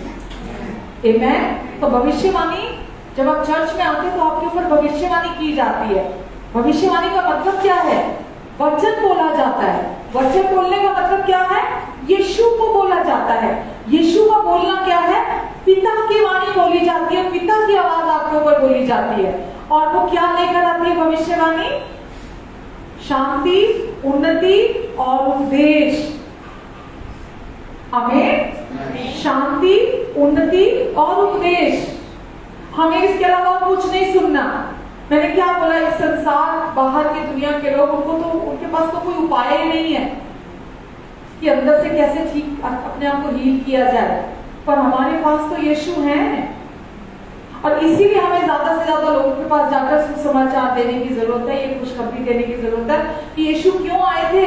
यीशु आए थे ताकि टूटे दिल वालों को चंगा कर सके और उनके घावों पर मरहम लगा सके, उनको आजादी दे सके। तो आज आपका पति कुछ भी, आज ही घर जाएंगे जब आप वचन, बाइबल में लिखा है वचन को सुनने वाले ही नहीं, वचन पर चलने वाले लोग। ठीक है, आज आपने वचन सुना तो वचन क्या है? वचन के सुनने वाले नहीं, वचन पर चलने वाले लोग। तो कैसे चलेंगे? सुन तो बहुत सारा लिया ना, चलेंगे कैसे इस पे? बाहर से कोई रिएक्शन आता है, बाहर से कोई आवाज आती है जो हमारे पूरी करती है, उस पर रिएक्शन आउट होगी ऑटोमेटिकली, मतलब परमिशन की ओर से अंदर। जब बाहर से आपको लोग बोलना शुरू करते हैं, है ना, क्योंकि आज आपने सीखा, तो अभी आप क्या करिए? काम है, धन्यवाद देती हूँ, जो भी इन्होंने मुझे कहा मैं ब्लेस करती हूँ, आप मुझे बहुत प्यार करते हैं। भले इन्होंने मुझे कुछ भी कहा है परमेश्वर, पर आप मुझमें कोई घटी नहीं देखते, मुझमें कोई गड़बड़ नहीं है। मैं संपूर्ण बना दी गई हूँ, मैं कंप्लीट हूँ, मैं सिद्ध बना दी गई हूँ एकदम से। परफेक्ट हूं मैं एकदम से, मुझ में कोई कमी कोई गति नहीं छोड़ी आपने, मैं आपकी प्रिया हूं, आपने खुद कहा मैं तेरी हूं। तो लोगों का जो व्यू पॉइंट है आपके लिए, लोगों का जो ओपिनियन है आपके लिए, वो आपके लिए मायने नहीं रखना चाहिए। जो लोग क्रोध में आपके ऊपर बोलते हैं, द्वेष के कारण आपके ऊपर बोलते हैं, है ना, जलन की वजह से आपके ऊपर बोलते हैं जो लोग, आपको उन शब्दों को अपने लिए सुनकर अपने दिल में लेने की जरूरत नहीं है। मेरे लिए लोगों के व्यू पॉइंट से बढ़कर, लोगों के ओपिनियन से बढ़कर जो लोगों की राय मेरे प्रति है, मेरे लिए वो मायने नहीं रखती जो मेरे लिए परमेश्वर की राय मेरे लिए मायने रखती है। समझ पा रहे हैं? जब आपके दिल में परमेश्वर की राय लोगों की राय से बढ़कर मायने रखने लगेगी, तो वो आपके अंदर चंगाई को उत्पन्न करेगी, आपके अंदर मासूमियत को वापस लाने लगेगी। वो ये सब मैंने अपने जीवन में अनुभव किया है। मैंने आप ही बोला ना, पर पिता का बहुत धन्यवाद करती हूँ कि मैंने यीशु के प्यार को उनके द्वारा अनुभव किया है, और उन्होंने जो मेरे अंदर छलनी थी, मैं बता नहीं सकती आपको मेरा क्या हाल था। मैंने अपनी पूरी गवाही कभी नहीं दिया, कुछ पाठ दिया आपको, तो मैंने अपनी पूरी गवाही कभी नहीं दिया आपको। जब मुझे चंगा कर सकते हैं ना परमेश्वर, तो किसी को भी कर सकते हैं। आमीन, किसी को भी कर सकते हैं। तो आपको प्रतिदिन सुनने की जरूरत है, सुनने की जरूरत है, सुनने की जरूरत है, सुनने की जरूरत है। पहला चुनाव परमेश्वर से अपने लिए। और वो कैसे सुनते हैं आप? वचन जो कहता है आपके लिए, वचन कहाँ है? अंदर, आपके दिल के अंदर यीशु ही वचन है, और वो आपके अंदर दिल में हर समय आपसे बात कर रहे हैं। और आपको लगातार जब आप उसको सुनने की प्रैक्टिस करने लगेंगे, उस प्यार की आवाज को, बाहर का शोर अपने आप खत्म हो जाएगा। दो बातें बोलूंगी मैं, टाइम हो चुका था। दो बातें बोलूंगी। जब दो लोग कहीं डेट पे जाते हैं, किसी रेस्टोरेंट में जाते हैं, बाहर कितना शोर होता है, म्यूजिक चल रहा है, पूरा रेस्टोरेंट भरा हुआ, भीड़ लगी हुई है, लोग टेबल भरे हुए हैं, लेकिन जो लोग दो डेट पे गए हैं, हाँ, वो एक दूसरे की आंखों में आंखें डाल के बैठे हैं, लड़का और लड़की। क्या उनको कोई, अगर मैं उनकी जगह हूं, मैं सेम ऐसी हूं, उनको कोई फर्क पड़ रहा होता कितना शोर है यहाँ,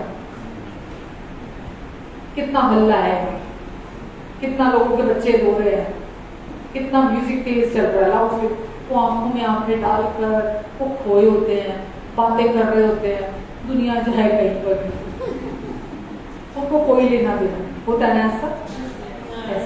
इतना खो जाना अपने प्रभु की आवाज में, इतना खो जाना उनके प्यार में, इतना खो जाना उनकी वाणी में, आपको कोई फर्क ही ना पड़े कि कोई क्या बोलता है, क्या सोचता है, किसी की क्या राय है आपके प्रति। लोग देखकर हंस रहे होते हैं, उनको मजाक कर रहे होते हैं, भीड़ कैसे जुड़ जुड़ के बैठे हुए हैं, भीड़ कैसे हाथ में हाथ डाल के बैठे हुए हैं, भीड़ कैसे चिपक चिपक के बैठे हुए हैं। बोलते हैं ना लोग, हमारे इंडिया में ऐसे बोलते हैं, फर्क पड़ता उनको कोई? वो अपने प्यार में खोए होते हैं, वो अपने जीवन साथी में खोए होते हैं।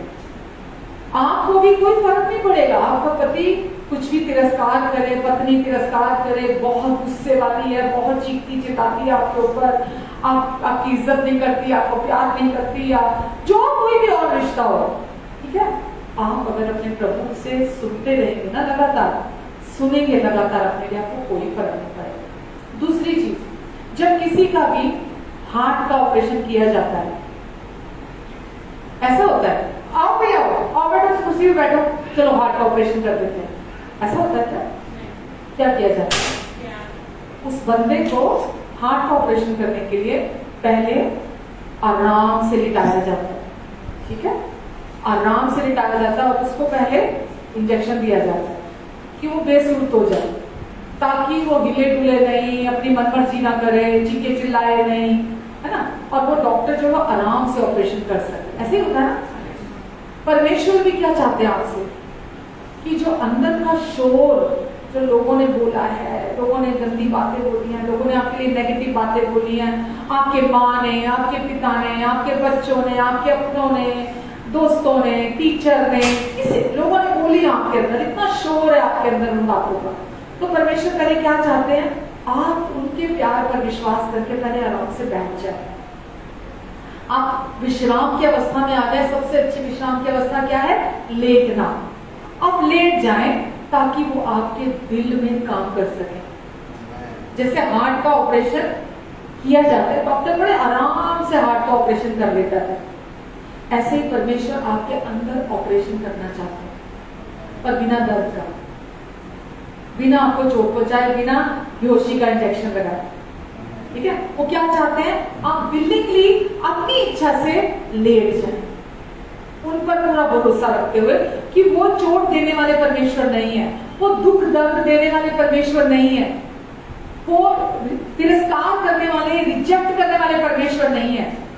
वो हमेशा, मैं जब भी उनके पास जाता हूँ मुझे अपनाते हैं, अपने प्रेम से मुझे गले लगाते हैं, वो मुझ पर कोई दोष नहीं लगाते हैं, वो मुझ में कोई कमी नहीं ढूंढते हैं, वो मुझे शर्मिंदा नहीं करते अपनी बातें बोल बोल के। और फिर आप उनको अनुमति देते हैं तो वो फिर आपके अंदर से, जैसा वचन कहता है कि वो टूटे दिल वालों को चंगा करता है। उनके दिल टूटे होते हैं और उनके जख्मों पर मरहम लगाते हैं। और एक बार आपका दिल आप परमेश्वर को दे देते हैं और वो जख्म कुछ अंदर नहीं रहता। वो अगर मैं आंख टटोलूंगी तो मेरे अंदर कुछ भी नहीं है अभी। मैं पूरी रीति से उन्होंने चंगाई दे दी है। और आज भी जो बातें बाहर से आती है, परमेश्वर मुझे मदद करते हैं, जो मैंने उनसे सुनी हुई है वाणी, उनकी आवाज, वो उन चीजों को मेरे अंदर नहीं आने देती, क्योंकि अंदर से यीशु खुद जवाब देते हैं। आमेन, वो खुद जवाब देते हैं और वो मुझ पर कोई दोष को दिखाते नहीं, मुझ में नहीं देखते। आमेन। कुछ सीखा आपने, कुछ समझ में आया? आमेन। ये बहुत ही महत्वपूर्ण मैसेज है मेरे जीवन का, और मैं आज आजादी में चल रही हूँ क्योंकि मैं निरंतर उस प्यार को अलाउ करती हूँ मेरे अंदर बात करने की। और आज मैं प्यार कर सकती हूँ क्योंकि पहले उसने मुझसे प्यार किया। आज मैं वापसी में परमेश्वर से भी प्यार कर सकती हूँ, अपने सताने वालों को भी प्यार कर सकती हूँ और अपने शत्रुओं के लिए प्रार्थना कर सकती हूँ। आमेन। जो भी कोई मुझे सताता है, आज मैं वापसी में प्यार कर सकती हूँ, मैं उनको ब्लेस कर सकती हूँ, आशीष दे सकती हूँ। ये ह्यूमनली पॉसिबल नहीं है। असंभव अति असंभव है, पर परमेश्वर की मदद से ये हो सकता है। आप अपने पति को प्यार कर सकते हैं और पति हो अपनी पत्नियों को प्यार कर सकते हैं, अनकंडीशनल प्यार से। जब आप उस प्यार को रिसीव करेंगे ना, आइए धन्यवाद देते हैं। पिता, हम आज के वचन के लिए आपको धन्यवाद देते परमेश्वर। आज जो भी आपने हमें सिखाया है, हम दिल की गहराइयों से उसके लिए आपको धन्यवाद देते हैं। धन्यवाद हमारे दिलों को चंगा करने के लिए, हमारे जख्मों पर मरहम लगाने के लिए। पिता, इस समय जितने लोग भी ऑनलाइन हैं या यहाँ मौजूद हैं, जिसके दिल में अभी भी चोटें हैं, जख्म है, परमेश्वर आप अपने प्रेम की मरहम वहां लगाएं परमेश्वर, और इनके हृदयों को आप चंगा करें परमेश्वर। पिता, जब आप चंगाई देते हैं, पूरी चंगाई देते हैं और आप हमें संपूर्ण बना देते हैं, सिद्ध बना देते हैं परमेश्वर से, और फिर हम भी आपके प्यार को ग्रहण करने के बाद आपको प्यार कर सकते हैं और दूसरों को भी प्यार कर सकते हैं। धन्यवाद देते पिता, हम सारा आदर और महिमा आपको देते हैं पिता, क्योंकि आप जैसा हमें समझते हैं और जैसा आप हमें प्रोवाइड कराते हैं, कोई नहीं कर सकता पिता। इसलिए सारा आदर महिमा सम्मान आपको देते हैं और यीशु नाम से हम धन्यवाद के साथ रिसीव करते हैं। आमीन, आमीन, आमीन।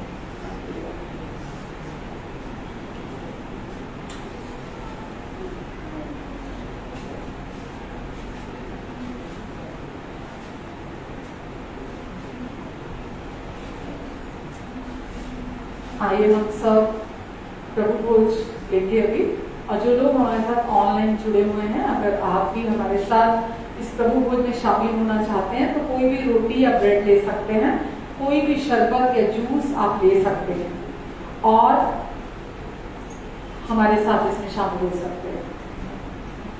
वचन में लिखा है कि प्रभु यीशु मसीह जिस रात हमारे पापों की कीमत चुकाने के लिए जाने वाले थे, उस रात उन्होंने रोटी ली और तोड़ी और कहा, ये मेरी देह है जो तुम्हारे लिए तोड़ी जाती है। तो प्रभु यीशु ने अपनी सिद्ध और पवित्र देह हमारे लिए तोड़वाने के लिए दे दी, ताकि हम हमेशा के लिए संपूर्ण हो जाएं, चंगे हो जाएं, हमारे मन चंगे हो जाएं, हमारे दिल पूरे हो संपूर्ण हो जाएं, हमारा शरीर चंगा हो जाए, हमारी आत्मा उद्धार पाए, हम संपूर्ण रीति से चंगाई में चले। आमेन। तो यीशु ने अपनी सिद्ध और पवित्र देह तोड़वाई, तभी तो पापी बचा है, तभी तो पापी का उद्धार हुआ है, क्योंकि यीशु ने हमारे लिए इस काम को पूरा किया। उसी रीति से कटोरा लिया प्रभु ने और कहा, ये मेरा कटोरा नई वाचा का लहू है जो तुम्हारे पापों की क्षमा के लिए बहाया जाता है, और मेरे क्रूस की मृत्यु को स्मरण करते हुए तुम इस कटोरे में से हमेशा किया करना। लोग सोचते हैं अनुचित रीति बोला जाता है, तो अनुचित रीति का मतलब होता है कि जो कोई भी इसे अनुचित रीति से लेता है वो आज भी रोगी है, आज भी बीमार है, क्योंकि लोग, जैसा प्रभु ने कहा है कि प्रभु यीशु ने हमारे लिए अपना नई वाचा का लहू बहाया ताकि हमारे हमेशा के पाप धुल जाएं। तो प्रभु ने बोला, मैंने तुम्हारे पापों की माफी के लिए ये लहू बहाया है। तो जो लोग यीशु के क्रूस को याद नहीं करते बल्कि अपने पापों को याद करते हैं, वो अनुचित रीति है। इसीलिए लोग मसीह के दिन में आज भी बीमार हैं, आज भी कमजोर हैं, आज भी असफलता का जीवन जी रहे हैं। तो विश्वास कीजिए कि यीशु ने पहले ही क्रूस पर आपके सारे पाप माफ कर दिए, आपसे इतना प्यार किया कि आपके सारे पापों को धो दिया, आपको शुद्ध किया, साफ किया, पवित्र बना दिया, सिद्ध बना दिया। आमेन। और अभी आप बिल्कुल, वचन में लिखा है, जैसा वो है वैसे ही समय धरती पर आप भी हैं।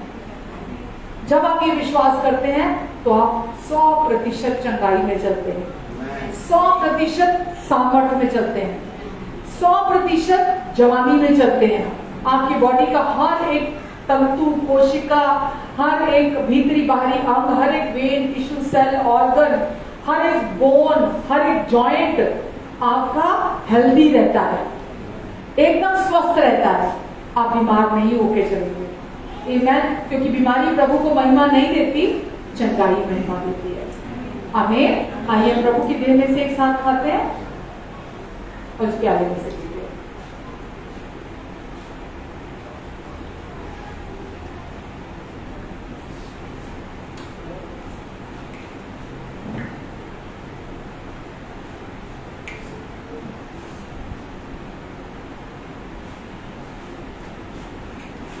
माँ की कोख से तूने चुन लिया, माँ की कोख से तूने चुन लिया, प्रेम से लेकर मेरा नाम, दे दिया जन्म अपने परिवार में, मेरी रगों में लहू तेरा, दे दिया जन्म अपने परिवार में, मेरी रगों में लहू तेरा। अब मैं भय का दास नहीं, मैं परमेश्वर की संतान हूँ। अब मैं भय का दास नहीं, मैं परमेश्वर की संतान हूँ, मैं परमेश्वर की संतान हूँ, मैं परमेश्वर की संतान हूँ। आमीन। स्वर्गीय प्रेमी अनुग्रह खड़े पिता परमेश्वर, हम आपको धन्यवाद देते हैं पिता, धन्यवाद देते हैं हमारे अच्छे पिता के प्यार के लिए परमेश्वर, जो हमेशा के लिए अनंत कालीन तक के लिए हमारे लिए आपने हम तक पहुंचाया है पिता। हम आपके प्यार के लिए आपके शुक्रगुजार हैं। आपका प्यार मनुष्यों के प्यार जैसा नहीं है, लेकिन पिता हम धन्यवाद देते हैं। वचन में लिखा मनुष्य क्या है जो आप उसकी सुधि लेते हैं, मनुष्य क्या है जो आप उसे इतना प्यार करते हैं। लेकिन परमेश्वर हम आपको धन्यवाद देते हैं महान पिता, आपने हमसे प्यार करना चुना और इसीलिए आपने अपने इकलौते बेटे यीशु को हमारे लिए क्रूस पर मरने के लिए भेजा, ताकि हम सब को वापिस अपनी महिमा और आदर से भर दे। आज आपकी दृष्टि में आपने हमें अपनी महिमा और आदर से भर दिया है और आज हम बहुमूल्य मोती के समान है, हम उस धन के समान है, उस खजाने के समान है जो खेत में दबा हुआ है। हम धन्यवाद देते परमेश्वर, धन्यवाद देते पिता, और हम हमेशा याद रखते हैं चाहे सारी दुनिया बदल जाए, चाहे सब हमें छोड़ दें, चाहे सारी दुनिया हमारे विरोध में क्यों ना आ जाए, आप हमारे लिए हमेशा एक जैसे रहते हैं। आपका प्यार हमारे लिए कभी नहीं बदलता और आपका प्यार हमारे लिए काफी है। आपका प्यार हमारे लिए बहुत है और आपका प्यार हमें भी अंदर से चंगाई देता है, हमें अंदर शांति देता है, हमें अंदर जिंदगी देता है और हमारे बाहर भी वो सब कुछ को बदल देता है। हम आपके प्यार पर भरोसा करते पिता और हम धन्यवाद देते हैं आज के वचन के लिए। प्रभु आपने अपने वचन से आज फिर से इन सब का अभिषेक किया है और परमेश्वर ये वचन इनके दिलों में 100 गुना फल लेकर आएगा, क्योंकि आपने पवित्र आत्मा के द्वारा यीशु के लहू से इस वचन को इनके अंदर बोया है। धन्यवाद प्रभु, हम धन्यवाद देते परमेश्वर, आपका अनुग्रहकारी हाथ आप इन पर बनाकर रखेंगे, इनके आने जाने पर अपनी आशीष को ठहराएंगे, अपने मुख के तेज को इनके मुख पर चमकाएंगे। ये जहां भी जाएंगे आप इन सबको संभाल कर रखेंगे, अपनी बुद्धि देंगे, आप इन्हें अपना फेवर देंगे, इनके मन की आंखों को आप खोलेंगे, ताकि जैसे जैसे आपकी सच्चाई को सुनते जा रहे हैं ये जाने इस सच्चाई को, पहचाने इस सच्चाई को और उस सच्चाई में चलने वाले बने, इस नई पहचान में चलने वाले बने कि अब हम आपके प्रिय बेटे और बेटियां बना दिए गए हैं। आपको हमारी फिक्र है, आपको हमारी चिंता है पिता।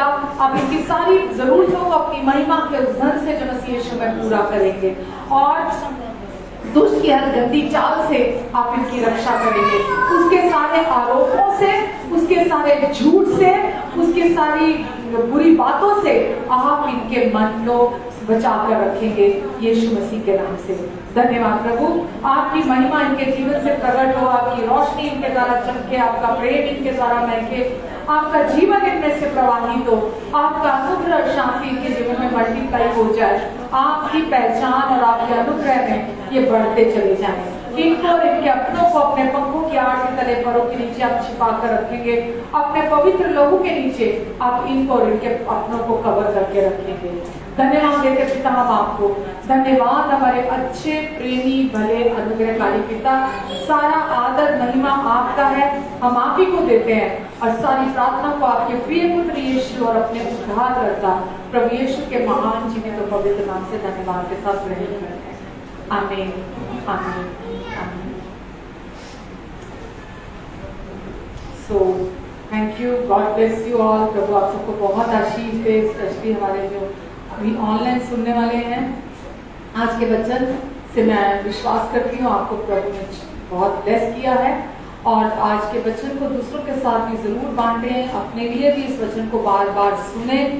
जितना आप सुनेंगे आप यीशु की आवाज को सुनेंगे और जितना आप सुनेंगे उतना आपके अंदर चंगाई आएगी और आप जिस मकसद से परमेश्वर ने आपको जो बनाया है, आपकी जो ट्रू सेल्फ है, जो आपकी जो सच्चाई है, आपकी जो नई पहचान है, वो आप उस जीवन को जिएंगे।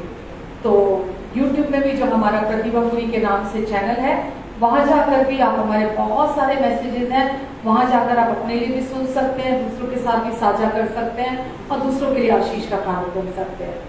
तो अपना ध्यान रखें, अपनों का ध्यान रखें। प्रभु आप सबको बहुत आशीष दे।